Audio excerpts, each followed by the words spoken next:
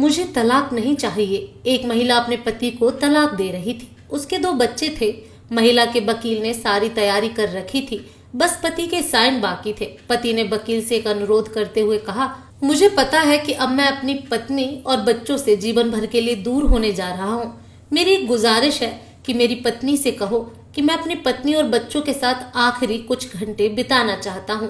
वह बच्चों को कल कोर्ट में ले आए, वहां से मैं उन्हें अपने साथ ले जाऊंगा। उसके बाद मैं आकर हस्ताक्षर कर दूंगा। सुबह उसकी पत्नी और बच्चे कोर्ट में आ गए। पति ने अपनी पत्नी और बच्चों को कार में बिठाया और उन्हें घुमाने ले गया। बच्चे कभी माँ से लिपट कर प्यार करते तो कभी पापा से लिपट जाते, कभी आइसक्रीम खाने की जिद करते तो कभी पार्क में जाने की जिद करते।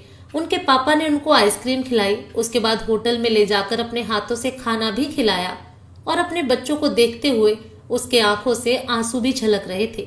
फिर अपने बच्चों को पार्क में लेकर गया। वहां जाकर बच्चे खुशी से खेलने लगे और साथ ही अपने माता पिता से लिपट जाते और माता पिता भी उनसे प्यार करते थे। फिर पापा ने अपने बच्चों और अपनी पत्नी के लिए ढेर सारे गिफ्ट भी खरीदे और बच्चों को कार में बिठाकर कोर्ट की तरफ चल पड़े। बच्चे अपने पापा से कहने लगे, पापा पापा हमें नानी माँ के घर नहीं जाना, हमें अपने घर जाना है। माँ से कहो ना कि वह हमें अपने घर ले चले। काफी समय बीत चुका था और वकील बार बार फोन कर रहा था कि कोर्ट बंद होने वाला है, तुम लोग जल्दी से आ जाओ, मुझे भी अपने घर जाना है। मगर पति का अपनी पत्नी और बच्चों से बिछड़ने का मन नहीं कर रहा था।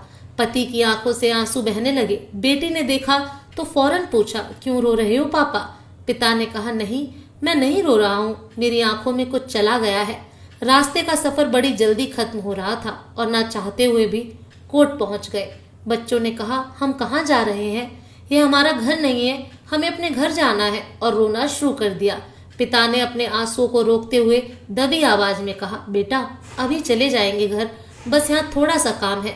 कमरे में पहुंचते ही वकील साहब ने कागजों पर हस्ताक्षर करने को कहा, जिस पर पत्नी ने वकील से कहा, मैं अपने पति से तलाक नहीं चाहती, मैं अपना केस वापस लेती हूँ। इसके बाद पत्नी और पति दोनों ने एक दूसरे से माफी मांगी कि वह दोनों अपनी अपनी जिद की वजह से अपना घर बर्बाद करने चले थे और साथ ही अपने बच्चों की जिंदगी भी।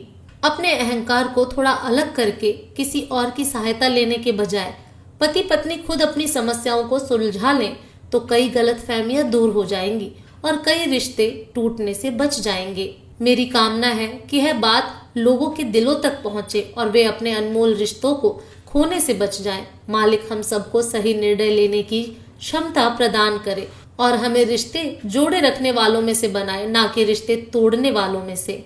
दोस्तों, आपको ये छोटी सी कहानी कैसी लगी कमेंट करके जरूर बताएं।